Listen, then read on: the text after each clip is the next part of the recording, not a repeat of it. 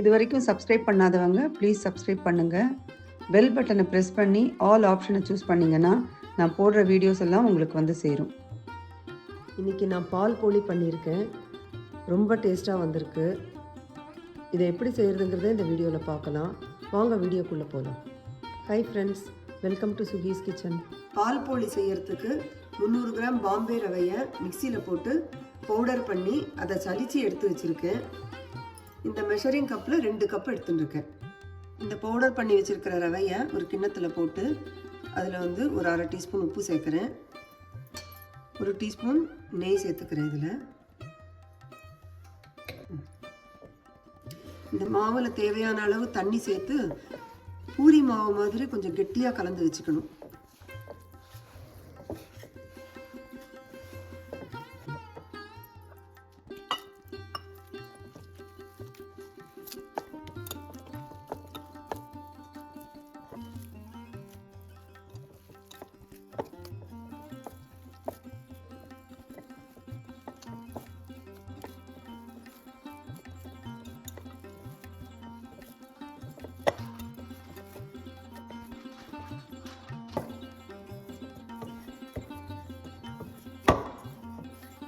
இந்த மாதிரி மாவில் கொஞ்சம் நெய் தடவி வச்சிடணும்.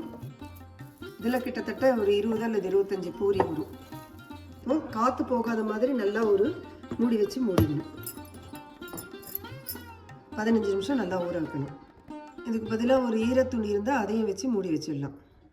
நான் 2 லிட்டர் பால் எடுத்துட்டுருக்கேன். 2 லிட்டர் பால் வந்து 1 லிட்டராக ஆற வரைக்கும் நல்லா கொதிக்க விடணும். இதை அடுப்பை சிம்மில் வச்சு அப்பப்போ இந்த மாதிரி கிளறி விடணும், இல்லாட்டி அடி பிடிச்சிடும். பால் எவ்வளோக்கு அளவு நல்லா கொதித்து நல்லா திக்காக இருக்கோ அந்த அளவுக்கு டேஸ்ட் நல்லா வரும் பால் போலி. ஃபுல் க்ரீம் மில்க் யூஸ் பண்ணினா பால் சீக்கிரமாகவே வந்து நல்லா திக்காகிடும். பால் நல்லா கொதித்து இப்போது திக்காக இருக்குது. ஸ்டவ் ஆஃப் பண்ணிடலாம். 2 கப்பு ரவைக்கு 2 கப்பு சர்க்கரை எடுத்துட்டுருக்கேன். 400 கிராம் அளவுக்கு சர்க்கரை இருக்குது. இந்த சர்க்கரையை வந்து இப்போ கரைய விடணும். இந்த மாதிரி சர்க்கரை மூழ்கிற மாதிரி தண்ணி சேர்த்தா போதும். நிறைய தண்ணி சேர்த்தா வந்து நம்மளுக்கு கம்பிப்பாக வரத்துக்கு லேட் ஆகும். ஸ்டவ்வை மீடியம் விட கொஞ்சம் குறைச்சி வச்சுருக்கேன். சர்க்கரை நல்லா கரைஞ்சி ஒரு 5 நிமிஷம் கொதிச்சிருக்கு. இப்போ வந்து கொஞ்சம் இந்த மாதிரி ஒரு மாதிரி திக்காக வந்திருக்கு பாருங்கள். இந்த ஸ்டேஜில் ஸ்டவ் ஆஃப் பண்ணிடலாம். இதை நல்லா ஆறட்டும். பாலும் நல்லா ஆறினப்புறம் இதை வந்து அதில் சேர்க்கணும். ரெண்டும் சூடாக இருக்கும்போது நம்ம மிக்ஸ் பண்ணினோன்னா திரிஞ்சு போயிடும் பால். கரைச்சி வச்ச சர்க்கரையும் பாலும் சூடு ஆறி போச்சு. இப்போது இது ரெண்டுத்தையும் மிக்ஸ் பண்ணிடலாம்.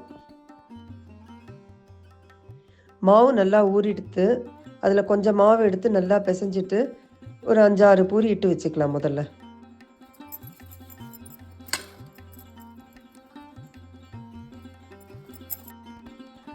5-6 பூரி செஞ்சு வச்சுக்கலாம். மொத்தமாக எல்லாம் பூரியாக செஞ்சிட்டோன்னா எல்லாமே ட்ரை ஆகிடும், சரியாக வராது.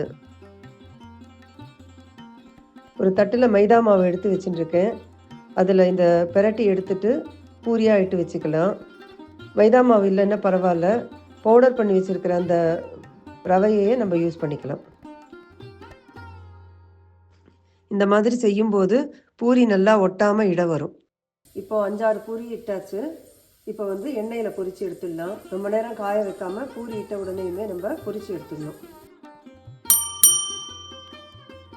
ஸ்டவ்வில் எண்ணெய் வச்சுருக்கேன். இது காஞ்சிடுத்து. நல்லா மீடியம் ஃப்ளேமில் வச்சு பொரித்து எடுக்கணும். ஒவ்வொன்றா போட்டு எடுக்கணும்.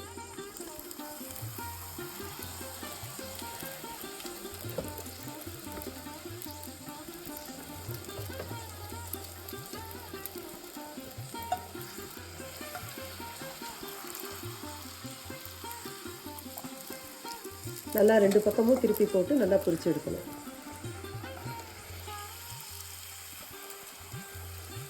இந்த மாதிரி ஒவ்வொன்றா போட்டு நம்ம பொரிக்கும்போது நல்லா பர்ஃபெக்டாக வந்து இதுவாகும், பொரிஞ்சிடும்.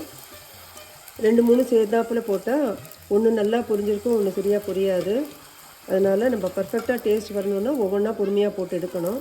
ஆனால் இதை பொரிக்கிறதுக்கு வந்து ரொம்ப நேரம் ஆகாது, சீக்கிரமாகவே இது வந்து ஃப்ரை ஆகிடும்.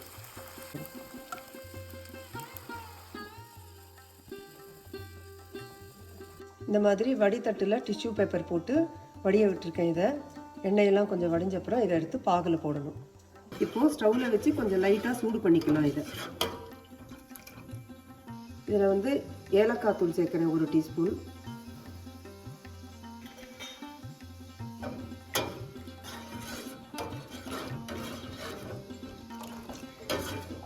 கொஞ்சம் சூடு ஏறி எடுத்து இப்போ ஸ்டவ் ஆஃப் பண்ணிடலாம். இதில் பொரிச்சு வச்சுருக்கிற பூரி ஒரு 2-3 போடலாம் முதல்ல.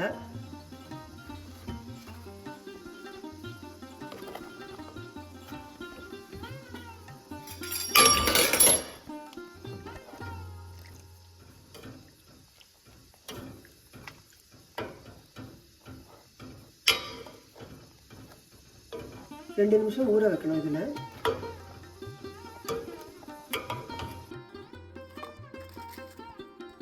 இந்த மாதிரி கொஞ்சம் கொஞ்சமாக போட்டு ஊற வச்சு ஒரு பிளேட்டில், அகலமான பிளேட்டில் எடுத்து வச்சிடணும். 2 நிமிஷம் திருப்பி ஊற வைக்கலாம்.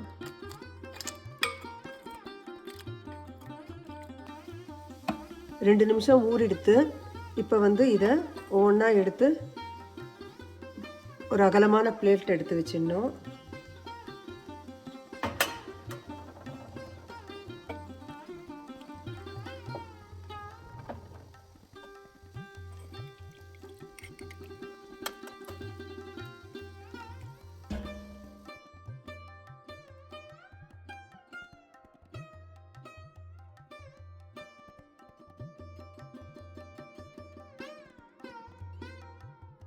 ரொம்ப டேஸ்டியான பால் போலி ரெடியாக எடுத்துப்போம்.